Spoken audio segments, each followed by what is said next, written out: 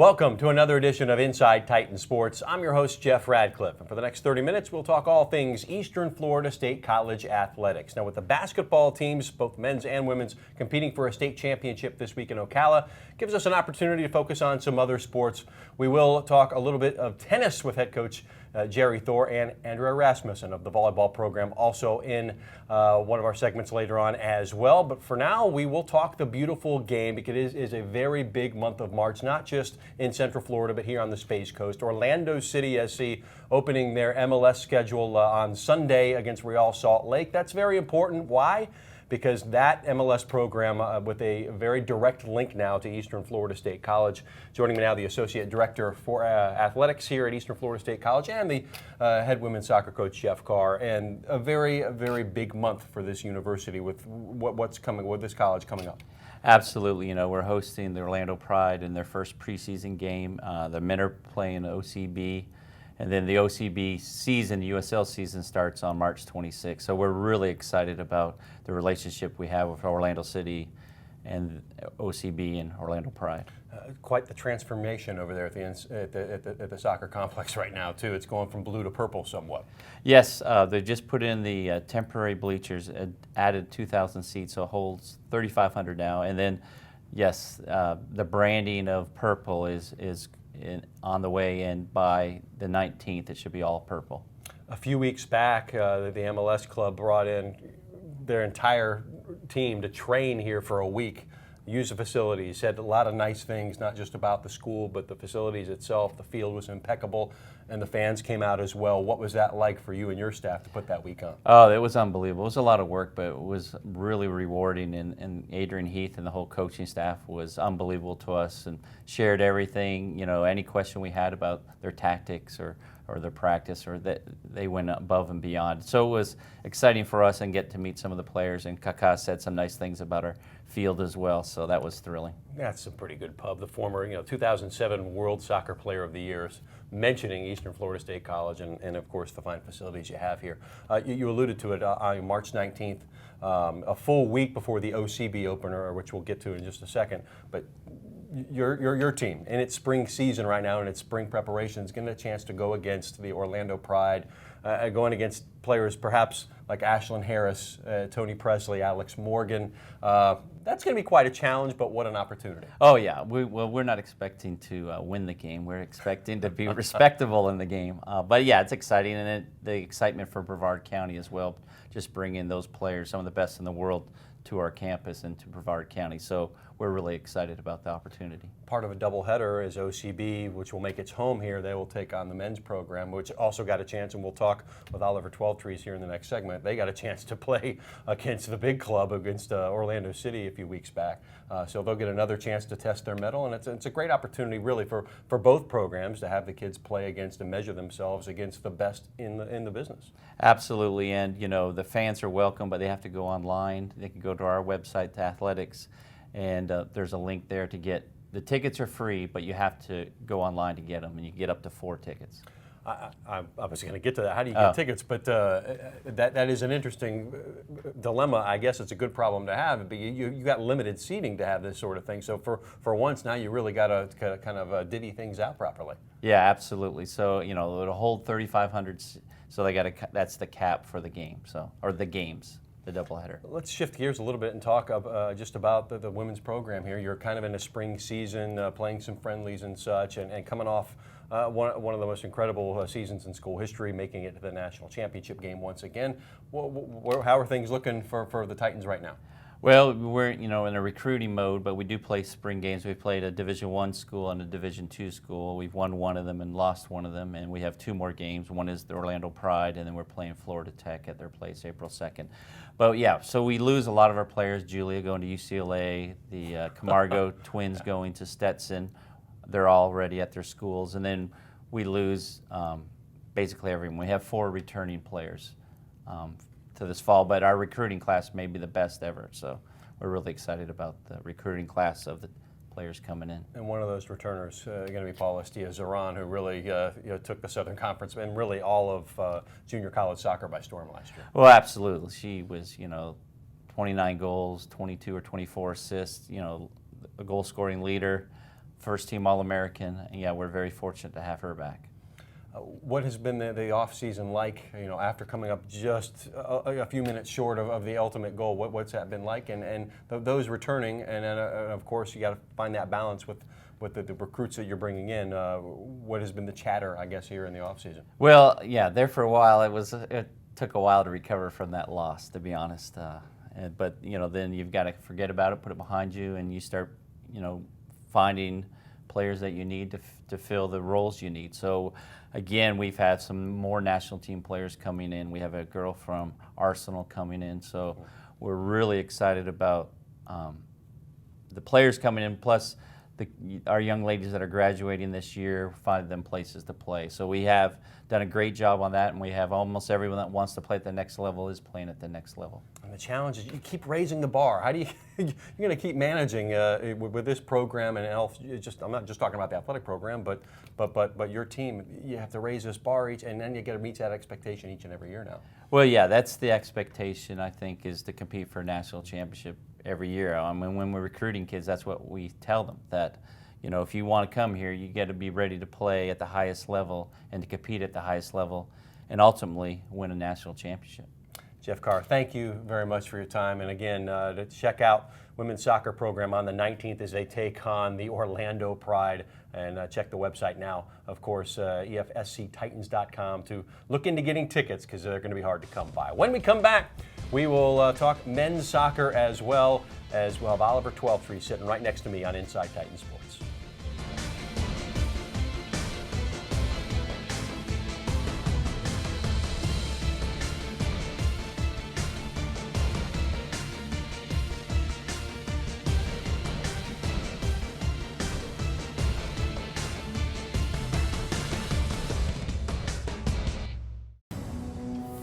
Eastern Florida State College.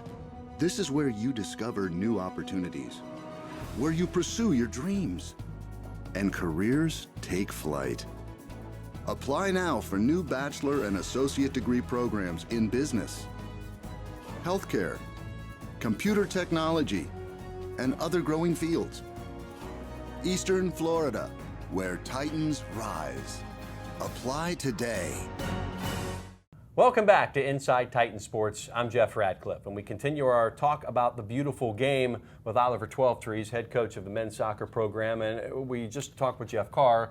The women are going to be taking on the Pride on that same day, just before that game, and I'm sure tickets are going to be tough to come by for that. You'll be taking on OCB, the new tenant, if you will. We'll get into what OCB brings, but another opportunity for the guys, and the fact they just played the MLS team a couple of weeks ago when they were training here. Yeah, the relationship we're building with Orlando City as a college is fantastic. The soccer programs, we really enjoy the experience of having to play the first team a few weeks ago, and then again on the 19th playing against OCB is going to be just a great opportunity for all the lads and for our coaching staff and for the fans in Brevard to come out and watch a great game. It's not uncommon in the spring to have friendlies against maybe other colleges, maybe some smaller minor league teams that are traveling through, but to play against a top-level MLS team and have some of their big players play in that game, got to be a career moment for a lot of the lads on your team.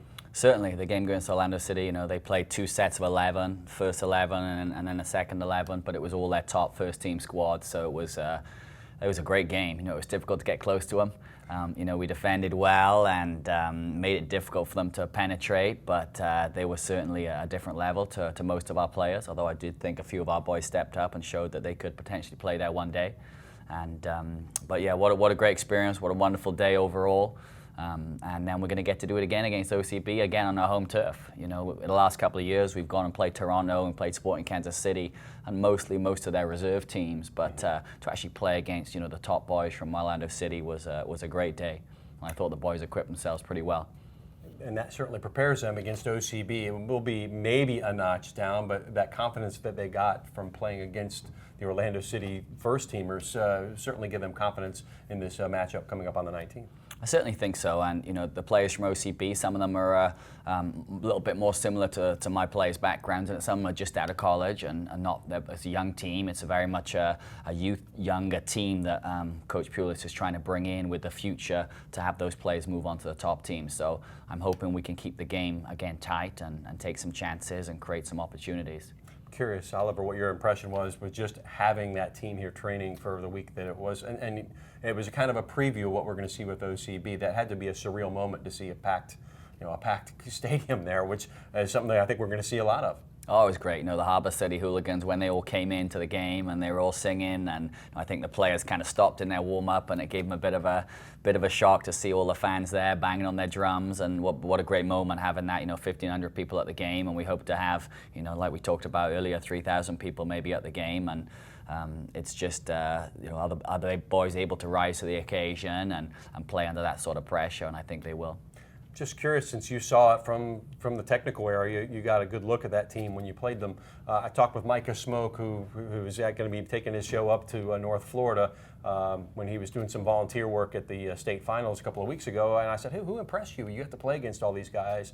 And I thought he would be mentioned, some of the key returners, some of the established MLS veterans. No, he said Richie Larea, the #1 overall pick, he thought was the best player on the field, the toughest guy he had to contend with. Yeah, and he was in direct opposition to him a lot as he was playing defensive mid, and Richie was playing in kind of in a number 10 spot for most of the time. But I think overall, their whole coaching staff, the way they play, the way they train every day, the way they interact with each other and the people around, including our staff, was just fantastic. So overall, it was really, really impressive watching them all week. I think it was a little intimidating for the boys, to be honest, because they got to watch how good they were in training, and then they had to play them on the Sunday. So I think that was a little intimidating, as they were so impressive in everything they did. I thought their pick from UCF, actually, Haji Berry, was very good all week, and he showed it in the game by scoring 2 goals, and he was, he's skillful, he's quick, he had a good understanding of how to play the centre forward position, so he was a player to watch, I think, for the upcoming year as well for OCB. This game on the 19th, in which you get to play OCB, is exactly a week before the USL debut for the Titan Soccer Complex, so a good preview, I would think, to what fans are going to see. Yeah, certainly, and I think they definitely play an attacking, attractive style of soccer. They like to pass the ball, they like to play the ball through the midfield and get touches on the ball and see if they can create goal-scoring opportunities. So I think you'll see a similar style from OCB as you do from the top team as well. Shift gears a little bit and talk a little bit about your team. They've had this great spring with some excellent competition, but where were you? Coming off a Final Four appearance, it was a remarkable season for your lads, and where are you at now in the transition going into next season? Yeah, the spring season in college soccer is never an easy season, as we don't have that many competitive games. But as a program here, we're committed to training, committed to excellence, so we have a high demand on the players in terms of weight room, training every day, and preparing them for games like the OCB game, and then preparing them for their summer teams, guys that are going to go on and play in the PDL. We've got obviously the OCB game and Orlando City, and we play FIT as well, a local game here, and one other game we're looking to schedule too. How's the roster shaping up then here for the fall? You've got some key guys coming back, but you're also saying so long to a lot of players. Yeah, it's a difficult year because we returned 15 players that were on the roster last year that saw time, but we also lose 4 All-Americans. So we return a lot of very good players, but we're still in recruiting mode and looking to sign those next level players, and also hoping that the work we're doing in the off season can have those 15 returners. Maybe some of those guys can step up and fill those All-American type of player roles. Excellent, Oliver. Look forward to watching this game on the 19th as OCB takes on your Titans, and I'm sure I'll be seeing you a lot this spring as well, sure. As we see a lot of the OCB team. 15 games of the Titan Soccer Complex this year. That's Oliver 12-3. When we come back, we'll go inside and we'll talk a little spring volleyball. How about that? Andrea Rasmussen in next on Inside Titan Sports.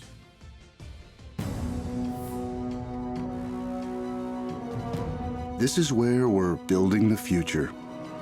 This is where we meet the challenge, where leaders emerge and careers take flight. This is where you discover new opportunities. Choose to stand where excellence lives, where Titans rise. Eastern Florida State College.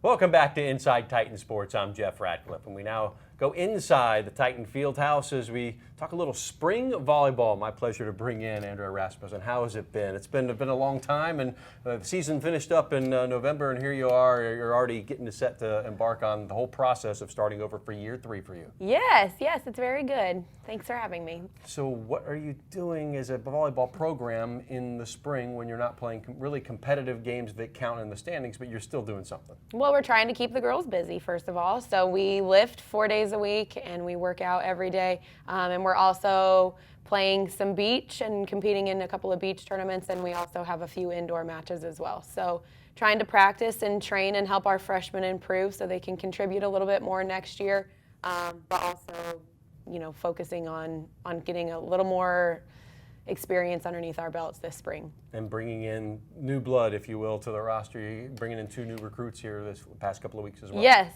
we have 2 new signings. We signed a 6'1" outside from Auckland, New Zealand. And so we're really excited about her. She obviously will bring a big dynamic piece to our offense. And then we have a 5'8" outside hitter, DS, from Orlando. And she's a really solid all-around player, so she's going to bring a lot to our program as well. So we're very excited about those 2. Have a couple other that are in the process that just haven't officially signed yet, but really excited about our incoming class. Talk about some of the returners that we'll be seeing here this fall that were key contributors here in the past season. Obviously, our libero, Megan Grafey from Colorado, is returning, and she was a very solid piece of our defense and our serve-receive, and she's working really hard in the spring here, and she's doing some really nice things again, and so we're really excited about what she's going to be able to do. We're hoping to kind of base our entire defense around her and let her just kind of run the floor and touch everything. So that's really exciting. And then we have Malvise Ortiz, our big 6'3" right side hitter, and she's doing really, really well this spring, really putting in the work and the effort needed to improve, and she's going to be a huge part of our offense next year. Andrea, certainly you schedule some indoor games against some of the teams that you're familiar with, some maybe not, but you got a beach component that you already alluded to a little bit.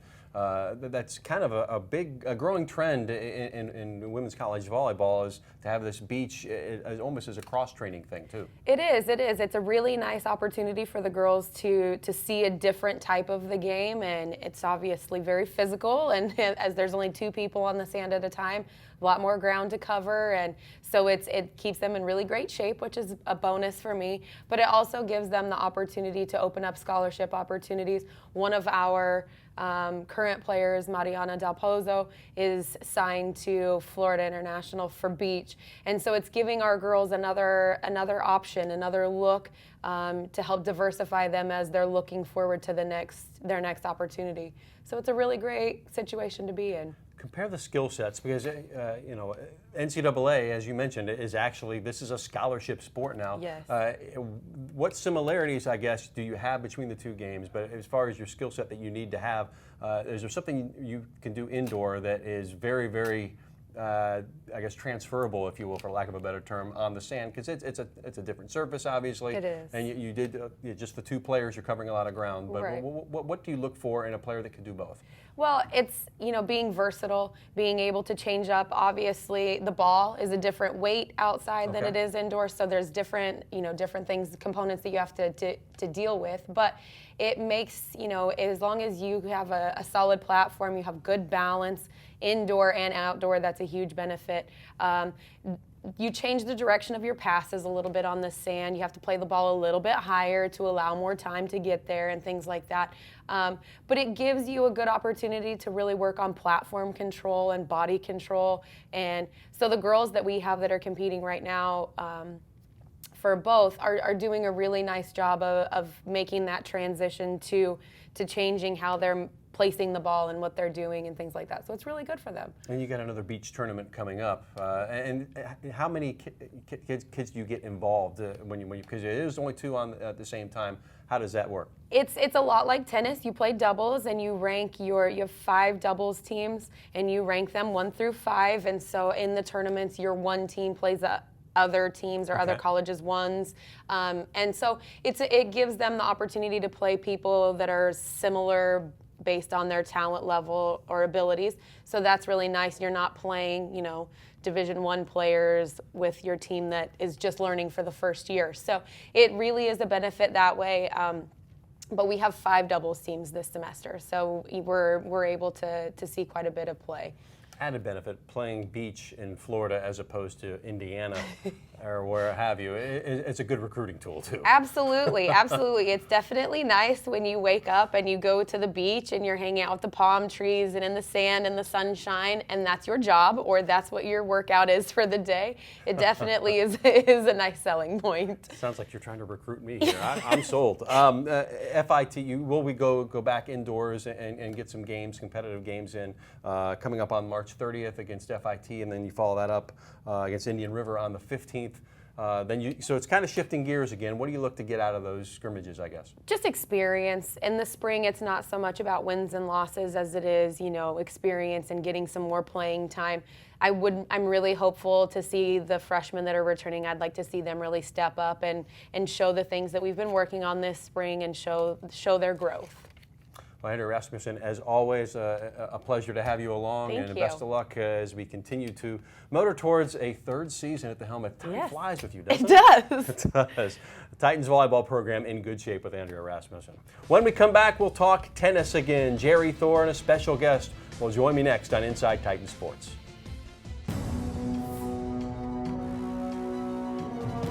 This is where we're building the future. This is where we meet the challenge, where leaders emerge and careers take flight.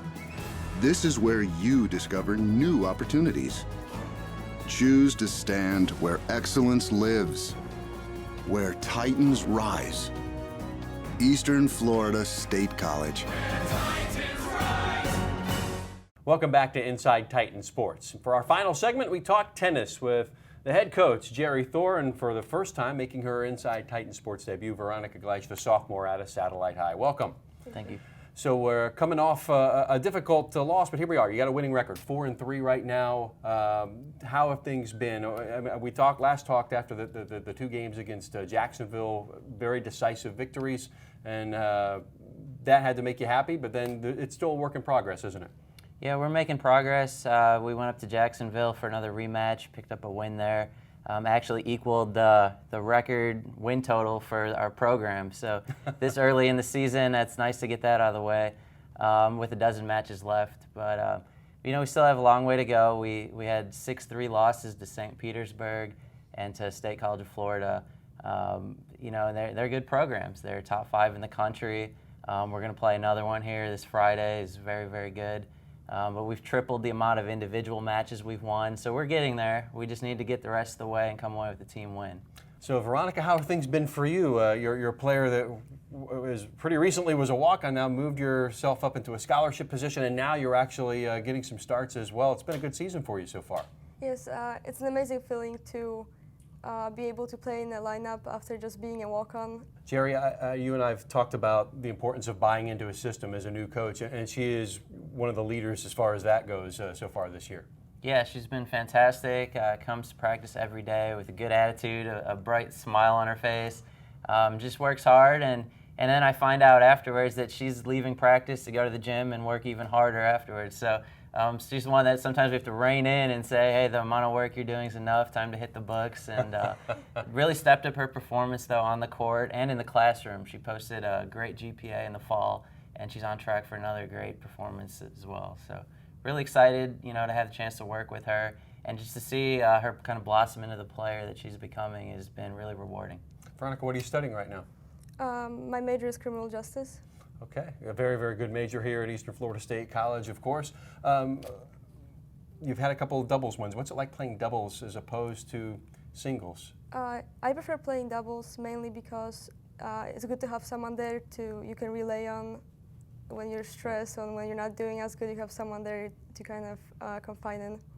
And we know, Coach Jerry, doubles very, very important. You did very well in doubles against Jacksonville, Manatee not so much, and that kind of led into to singles matches where the performances weren't up to your liking. Yeah, that's where it starts. When we take the court, the players are excited, and we don't want to seem intimidated. We want to be confident, and it all starts with doubles, and if we can come away with some wins in doubles, it leads to confidence in singles matches. And we're getting it done against some and not getting it done against some others, and so we want to really build some consistency. And Veronica's going to step into the lineup and kind of help our team do that.